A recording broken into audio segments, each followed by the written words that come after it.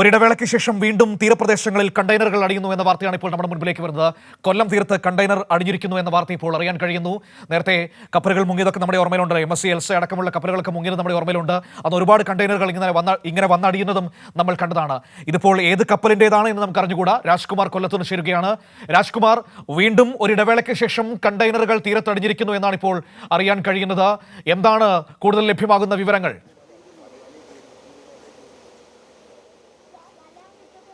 മനു, ഇത് മത്സ്യത്തൊഴിലാളികളുടെ ആശങ്ക. ഇതിനു മുമ്പും അന്ന് ഈ കപ്പൽ അപകടം സംഭവിച്ച് കണ്ടെയ്നറുകൾ കടലിൽ മുങ്ങിയ സമയത്ത് 2 കപ്പലുകൾ അപകടത്തിൽപ്പെട്ട് വിവിധ കണ്ടെയ്നറുകൾ, നൂറുകണക്കിന് കണ്ടെയ്നറുകളാണ് ഈ കടലിൽ മുങ്ങിപ്പോയത്. ചിലത് വീണ്ടെടുത്തു, ചിലത് ഇതുവരെ വീണ്ടെടുക്കാനായിട്ടില്ല.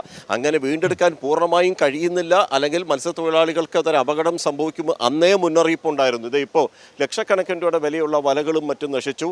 ഇതിപ്പോൾ ഈ കഴിഞ്ഞ ദിവസം കടലിലേക്ക് മത്സ്യബന്ധനത്തിന് പോയപ്പോൾ മീൻ പിടിക്കാനിട്ട വലയിൽ കുരുങ്ങിയതാണിത്. ഏതോ ഒരു കണ്ടെയ്നർ, ഏത് കപ്പലിലെ, ഇത് MS3 ആണോ അല്ലെങ്കിൽ മറ്റേതെങ്കിലും ആണോ എന്നുള്ളത് വ്യക്തതയില്ല. അതിനുള്ളിൽ ചില അറിയാനൊക്കെ ഇതിനകത്താണ്. ഇത് കണ്ടെയ്നറിൻ്റെ ഈ ബോഡിയാണിത്. ആ ബോഡിയാണ് ഈ അവസ്ഥയിലായത്. ഇത് കടലടിച്ച് ഈ പരുവത്തിനായിട്ടുണ്ട്. ഇപ്പോൾ കഴിഞ്ഞ ജൂണിലാണല്ലോ ഈ കപ്പൽ മുങ്ങിയത്. ആദ്യത്തെ കപ്പൽ ജൂണിലും അതിന് സമാന തൊട്ടടുത്ത ദിവസങ്ങളിൽ തന്നെയാണ് രണ്ടാമത്തെ കപ്പലും മുങ്ങിയത്. അപ്പോൾ അതിൽ ഏതോ ഒരു കണ്ടെയ്നറിൻ്റെ ആ ബോഡി പാർട്ടാണ് നമ്മൾ ഈ കാണുന്നത്. ആ വലയിൽ ഒരു വാള മത്സ്യം ചത്തിരിക്കുന്നത് വരെ നമുക്ക് കാണാൻ കഴിയും. ഇവർ കടലിൽ മത്സ്യബന്ധനത്തിൻ്റെ ഭാഗമായി ഇത് കടലിൽ ഇത് വലിച്ചുകൊണ്ടിരുന്ന സമയത്താണ് ഇത് സംഭവിച്ചത്. ചേട്ടാ ഇങ്ങോട്ട് വന്നേ, എന്തോ സംഭവിച്ചത്?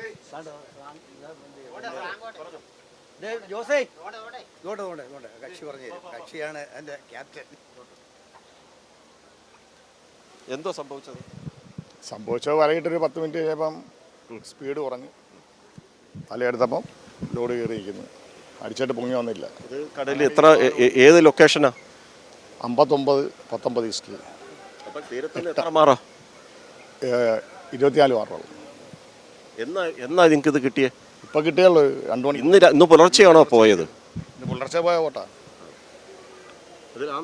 നിങ്ങൾ ആ സമയത്ത് ഇട്ട സമയത്ത് ഉണ്ടായ കാര്യങ്ങളൊക്കെ ഒന്ന് പറയും. വലയിട്ട് ഒരു 10 മിനിറ്റ് കഴിഞ്ഞപ്പോൾ സ്പീഡ് കുറഞ്ഞു. വലയെടുത്ത് അടിച്ച് പൊക്കിക്കൊണ്ട് വന്നപ്പോൾ കപ്പി റോപ്പ് ഒടിഞ്ഞു പോയി. ഇത് ഒടിഞ്ഞു പോയാൽ പിന്നെ അറിയാമല്ലോ പാടുന്ന പാട്. ബീച്ചിൻ്റെ ലോക്കൽ ചുള്ളിങ്ങ സാധനം ഇത്, അതങ്ങ് ഒടിഞ്ഞു പോയി. പിന്നെ റോപ്പിട്ട് കെട്ടി വെള്ളത്തിൽ നിന്ന് ആൾ കപ്പി കൊടുത്ത് മേളിൽ അങ്ങനെ അടിച്ചടിച്ച് കയറ്റിയത്. കയറ്റി വന്നപ്പോൾ കണ്ടെയ്നറാന്ന് പറഞ്ഞപ്പോൾ നമ്മൾ ആൾ മേളിൽ കയറാൻ പറഞ്ഞു. കാര്യം ദേഹത്ത് തട്ടിപ്പോയാൽ കാല കയ്യ അറ്റുപോയാൽ പിന്നെ അതിന് സമാനം പറയണ്ടേ ആളിന്. അങ്ങനെ ആൾ മേളിൽ കയറി നമ്മുടെ കഴിയുന്ന ബുദ്ധിക്ക് അടിച്ച് വല ഇട്ടപ്പോഴാണ് ഇത് കുടുങ്ങിയത്. വലയിടാതെ കുടുങ്ങത്തില്ലല്ലോ. വലയിടാതെ അങ്ങനെ കുടുങ്ങും. ബോട്ടി വലയിരിക്കാതെ എങ്ങനെ വലയിട്ട് വലിച്ചുകൊണ്ടിരുന്നത് 10 മിനിറ്റ് ആയുള്ളൂ. അന്നേരമാണ് ഇത് സംഭവിച്ചത്. ഇതിപ്പോൾ അങ്ങയുടെ ബോട്ടാണല്ലോ ഇതിപ്പോൾ. ഇത് നേരത്തെയും പലതും നാശനഷ്ടങ്ങൾ സംഭവിച്ചു എന്ന് പറഞ്ഞിട്ടുണ്ട്. ഈ കപ്പൽ കമ്പനിയുടെ ഒരു സമീപനം എങ്ങനെയാണ്? ഇതിപ്പോൾ ഇതിന് എന്താ ഒരു പരിഹാരം? ഇതിപ്പോൾ എന്നെ സംബന്ധിച്ച് എനിക്കിത് 2ാമത്തെ അനുഭവമാണ്. എൻ്റെ ആദ്യത്തെ സ്വാമി ഇസഡൂർ എന്ന പേരിലുള്ള ബോട്ടിൽ കണ്ടെയ്നർ വന്നിടിച്ച് ബോട്ടിൻ്റെ പ്രൊപ്പല്ലറും റഡറും അതിൻ്റെ വയർ റോപ്പ്, വല എല്ലാം കൂടെ എനിക്കൊരു 7.5 ലക്ഷം രൂപയുടെ നഷ്ടം അതിനകത്ത് സംഭവിച്ചത്. ഇന്നിപ്പോൾ ഈ കഴിഞ്ഞ ദിവസം രാവിലെ മത്സ്യബന്ധനത്തിനായി ഇവിടെ നിന്ന് പുറപ്പെട്ട ബോട്ടാണ്. അപ്പോൾ ഇത് കുടുങ്ങിയ സമയത്താണ് അവർ വിളിച്ചു പറഞ്ഞത് ഇതിനൊക്കെ അപകടം പറ്റിയിട്ടുണ്ട്. അങ്ങനെ അവർ കരയിലേക്ക് വരാൻ പറഞ്ഞത്. അപ്പോൾ ഇതിനകത്ത് കണ്ടെയ്നറിൻ്റെ അവശിഷ്ടമാണ് ഇതിലിപ്പോൾ വന്നിരിക്കുന്നത്. അതിനകത്ത് ആ കണ്ടെയ്നറിൻ്റെ എംബ്ലവും മറ്റുമെല്ലാം ഉണ്ട്. ഇതിപ്പോൾ ഇവിടെ ഒരു നിത്യസംഭവമായി മാറിക്കൊണ്ടേയിരിക്കുന്ന സ്ഥിതിയാണ്. മത്സ്യത്തൊഴിലാളിക്ക് മത്സ്യബന്ധനം നടത്തുന്നതിന് വളരെയേറെ ബുദ്ധിമുട്ട് അനുഭവപ്പെടുന്ന തരത്തിലേക്ക് മാറിയിട്ടുണ്ട്. ഈ കൊല്ലം പരപ്പിൽ ഏറ്റവും പ്രധാനപ്പെട്ട കേന്ദ്രമാണ് തോട്ടപ്പള്ളി മുതൽ കൊല്ലം വരെയുള്ള ഭാഗം എന്ന് പറയുന്നത്. ഈ ജൂൺ, ജൂലൈ, ഓഗസ്റ്റ്, സെപ്റ്റംബർ മാസങ്ങളിൽ നന്നായി മത്സ്യം ലഭ്യമാകുന്ന കൊല്ലം തീരത്ത് ഇത്തരത്തിൽ കപ്പലിൻ്റെ കണ്ടെയ്നർ അവശിഷ്ടങ്ങൾ കിടക്കുന്നത് മത്സ്യത്തൊഴിലാളികൾക്ക് വളരെ ബുദ്ധിമുട്ടുണ്ടാക്കുന്ന ഒരു സംഗതിയാണ്. ഗവൺമെൻറ്, സംസ്ഥാന ഗവൺമെൻറ്റും അതോടൊപ്പം തന്നെ കേന്ദ്ര ഗവൺമെൻറ്റാണ് ഇതിന് മുൻകൈ എടുക്കേണ്ടത്. കടലിലെ അടിഞ്ഞുകൂടിയിട്ടുള്ള ഈ കണ്ടെയ്നറുകൾ നീക്കം ചെയ്യുന്നതിന് വേണ്ടിയിട്ടുള്ള സത്വര നടപടികൾ ഗവൺമെൻറ്റിൻ്റെ ഭാഗത്തുനിന്ന് അടിയന്തരമായിട്ടുണ്ടാകേണ്ടുന്നതാണ്. അതിൽ കേന്ദ്ര ഗവൺമെൻറ് മുൻകൈ എടുക്കേണ്ടുന്ന പ്രശ്നങ്ങളുണ്ട്. അതുപോലെ തന്നെ സംസ്ഥാന ഗവൺമെൻറ്റും ഈ വിഷയത്തിൽ നന്നായിട്ട് ഇടപെട്ടിട്ട് ഈ പ്രശ്നങ്ങൾ പരിഹരിക്കുന്നതിന് വേണ്ടിയിട്ടുള്ള സമീപനം സ്വീകരിക്കണം. അപ്പോൾ നേരത്തെ ഈ പറഞ്ഞ പോലെ ഈ MS3 ആ കപ്പലാണോ അതോ രണ്ടാമത് മുങ്ങിയ കപ്പലിൽ നിന്നുള്ള കണ്ടെയ്നർ ആണെന്നുള്ള കാര്യത്തിൽ വ്യക്തതയില്ല. ഇനി ഇതിൻ്റെ ഫിഷറീസിൻ്റെ മറ്റു മറൈൻ എൻഫോഴ്സ്മെൻറ്റ് ഉദ്യോഗസ്ഥരൊക്കെ എത്തി അത് പരിശോധിക്കണം, റിപ്പോർട്ട് ചെയ്യണം.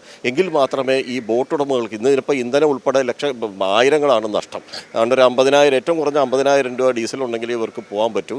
ഇതിപ്പോൾ വെറും കൈയോടെ മടങ്ങേണ്ടുന്ന അവസ്ഥയായി. മാത്രമല്ല വലയും നശിച്ചിട്ടുണ്ട്.